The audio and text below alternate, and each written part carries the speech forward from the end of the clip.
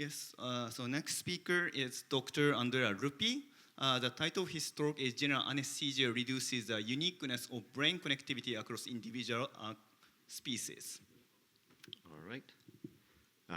So thank you all very much for being here this late in the day. Let's get started. Let's see if I manage this.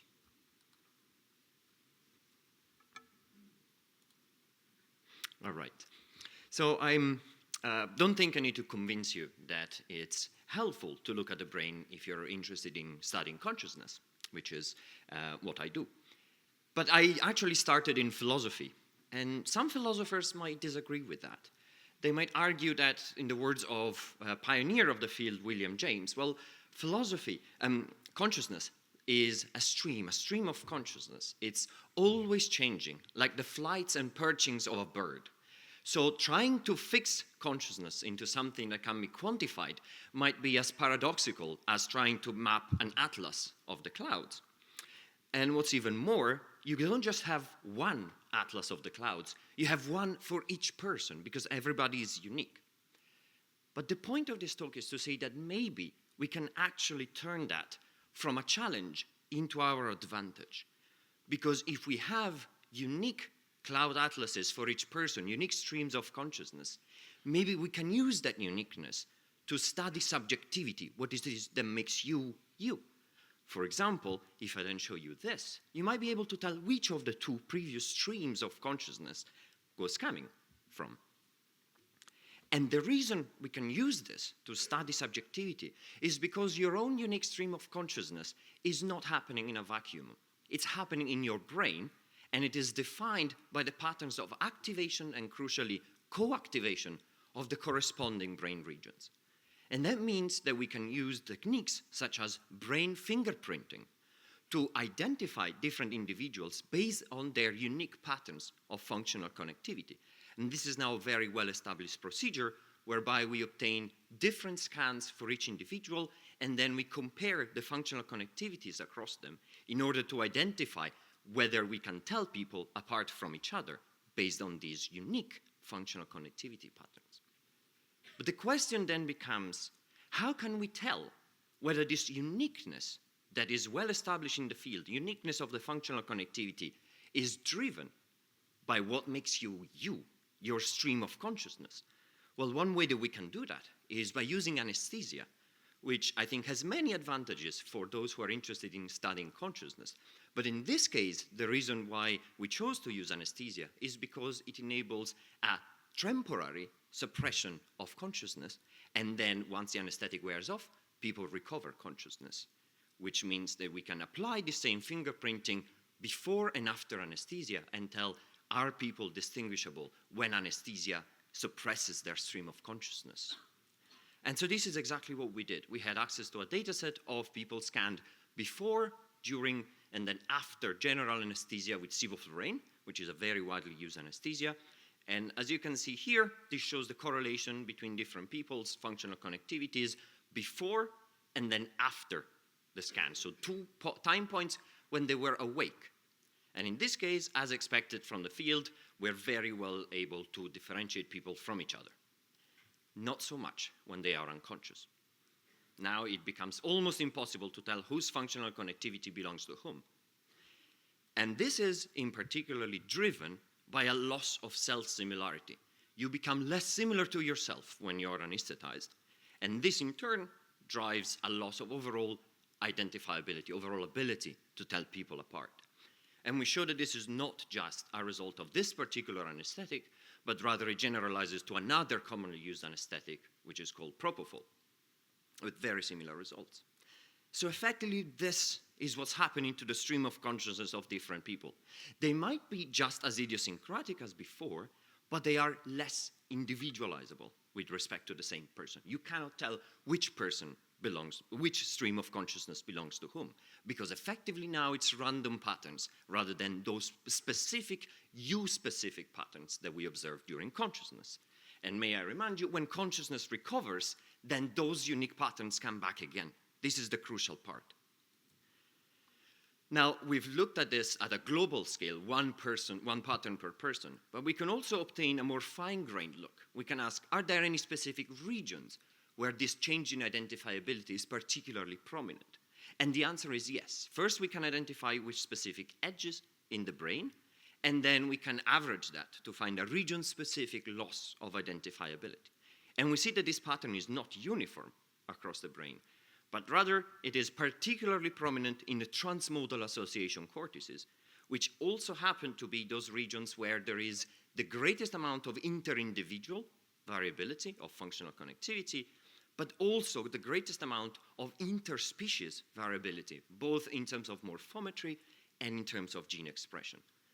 And once again, extremely similar pattern we see from sevoflurane to propofol. So this is generalizable across anesthetics rather than being specific to one particular drug. So then the question becomes, the argument I've been making is that the reason why you can do this is because when you're awake and conscious, your own stream of consciousness is determined by the kind of cognitive operations that your brain goes through.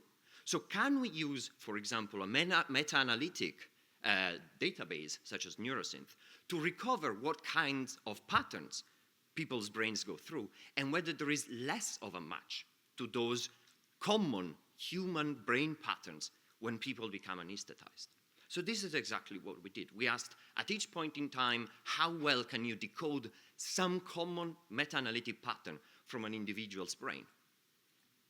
And this is the pattern that we see. As the anesthesia deepens, the ability to recover canonical cognitive operations from the human brain becomes drastically reduced, and then it goes way back up when people become conscious again, post-anesthesia. Once again, we see a similar pattern with propofol. This is not quite as significant once you correct for the multiple comparisons, and in part, that is because the anesthesia here for propofol was not as deep as the sevoflurane anesthesia. So this is effectively, the pattern on the right is comparable, a little bit less deep than 2% of sevoflurane anesthesia in this case. And finally, we have seen before that those patterns of regional changes in identifiability match particularly well with patterns of differences across different species. So can we test this a bit more directly? Well, we had access to a data set of scanned macaques from functional MRI. So what we did is we obtained functional connectivity for both humans and macaques, and then we asked how similar are they? Simply a spatial correlation between those two patterns. And what we see is that as anesthesia deepens, the similarity between humans and macaques becomes progressively higher, peaking at the deepest level of anesthesia, and then it goes back down when people recover consciousness. And once again, we see the same pattern with propofol anesthesia. And this pattern we see regardless of whether you look at functional connectivity at the regional level or at the level of edges, so functional connections between regions. It's a robust result. And I should also add, the pattern that we saw before from Neurosynth, we can replicate with a different meta-analytic database, the brain map.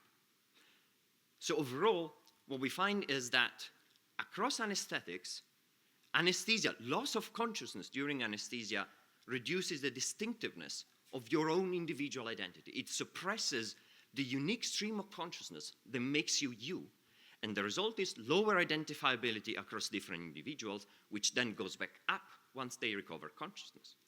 And the same occurs to the differences between species. What makes you you, what makes you human in some sense, is also suppressed when you lose consciousness, and it becomes more difficult to tell humans apart from macaques.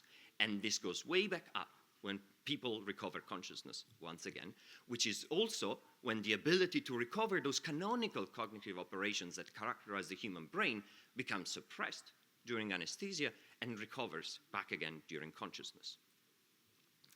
So overall, I'm concluding here. I really wish to thank my numerous collaborators who have shared the data with us, who have shared their expertise with us, in particular my mentors, Professor Bratislav Mizic and Professor Danilo Bzdok, both from McGill, but also Enrico Amico, who was crucial in developing some of these tools and sharing that expertise with us. You can read the full story about all of this in this preprint. And in particular, I would recommend that you read the broader picture as well, which is some of these other papers that have been published recently about different kinds of pharmacological perturbations of consciousness and how they can increase or decrease identifiability of the functional connectome. So this is all from me. If you want to talk more, then please come to my poster. I'd be happy to talk to you in person, or you can also reach me on social media. Thank you very much.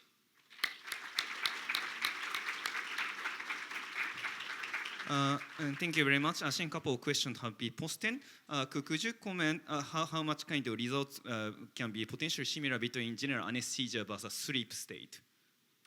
I would expect, to some extent, there might be similarity there, but the levels of anesthesia that we had in these two studies were actually quite deep. In particular, the sevoflurane anesthesia, the deepest levels were enough to induce, at the very deepest level, it was burst suppression, which of course, and for good reason, does not happen during sleep.